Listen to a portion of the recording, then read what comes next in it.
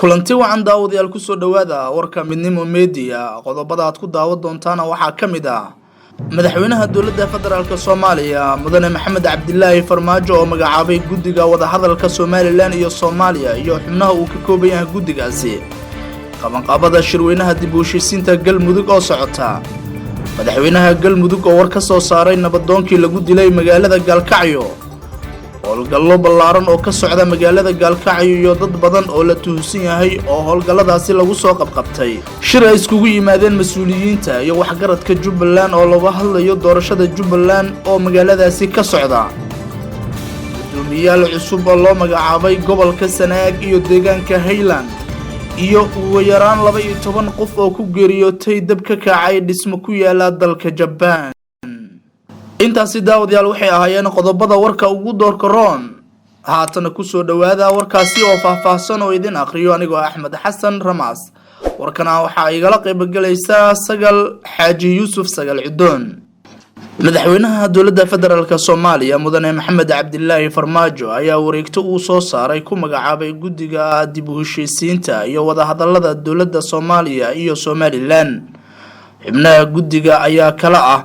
xildhibaan Cabdilaahi Sheekh Ismaaciil Cabdiraxmaan Cabdi Xuseen Gulwade Dr. Cabdiraxmaan Macalin Cabdilaahi Baadiyo Dr. Cali Saciid Fiqi Axmed Jaamac Muuse iyo xildhibaan Cali Axmed Jaamac Jangiri guddigan ayaa lagu wadaa in uu hormuud u noqdo wada hadallada u dhaxeeya Soomaaliya iyo Somaliland wararka laga helayo koonfurta magaalada Gaalkacyo ee xarunta gobolka Mudug ayaa waxay sheegayaan in halkaasi howlgallo ay ka wadaan ciidamada ammaanka magaaladaasi kadib markii lagu dilay mid ka mid ah ergadii soo xushay xildhibaanada golaha shacabka rakubeystan ayaa xalay fiidkii koonfurta magaalada Gaalkacyo waxa ay ku dileen Suldaan Cabdilaahi Suldaan Cabdiraxmaan iyagoo dilka kadib goobta ka baxsaday ciidamada xasilinta ayaa howlgalka waxa ay ka wadaan wadooyinka waaweyn ee xaafadaha qaar ee koonfurta magaalada Gaalkacyo waxaana la sheegay in howlgalkaasi ay ku baadigoobayaan dadkii ka dambeeyay dilka nabadoonka howlgalka ayaa waxa uu saameyn ku yeeshay ganacsiga kala duwan ee magaalada Gaalkacyo bilihii ugu dambeeyay waxa aad u xumaaday ammaanka magaalada Gaalkacyo waxaana lagu dilay 2 sargaal oo ka kala tirsanaa nabad sugidda Galmudug iyo qaramada midoobay madaxweynaha Galmudug ayaa war ka soo saaray nabadoonkii lagu dilay magaalada Gaalkacyo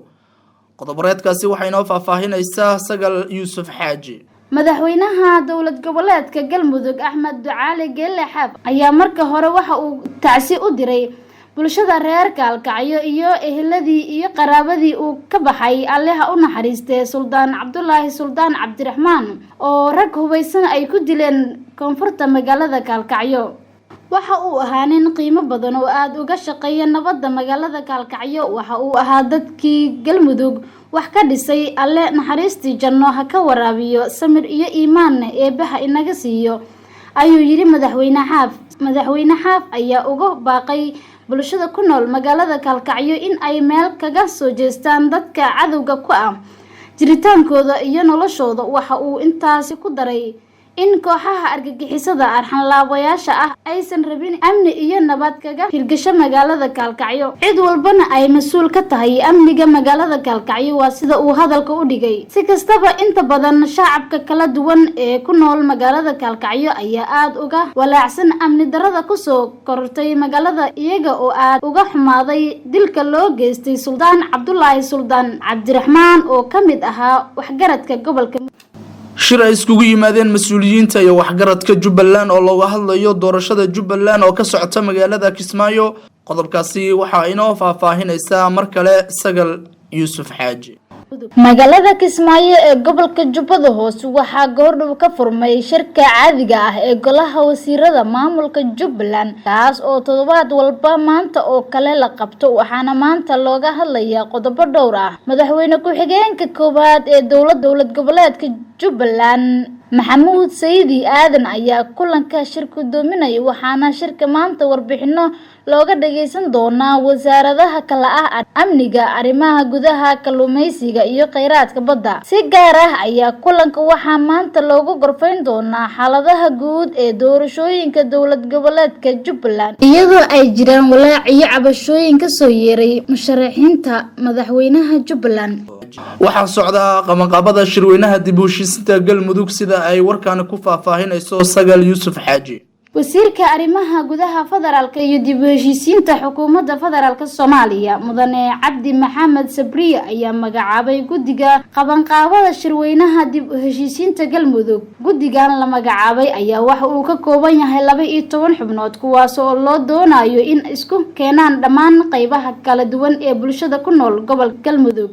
ugu yaraan 10 qof ayaa ku geeriyootay ku dhawaad 40 kalena way ku dhaawacmeen kadib markii uu dab ka kacay dhismo studio lagu sameeyo filimada dhaqdhaqaaqa ee cartoons oo ku yaala magaalada Kyoto ee dalkaasi Japan. booliska waxay sheegeen in nin 41 jir ah lagu tuhunsan yahay inuu wax dareere ah ku buufiyay dhismaha studio-ha oo ka kooban 3 dabaq.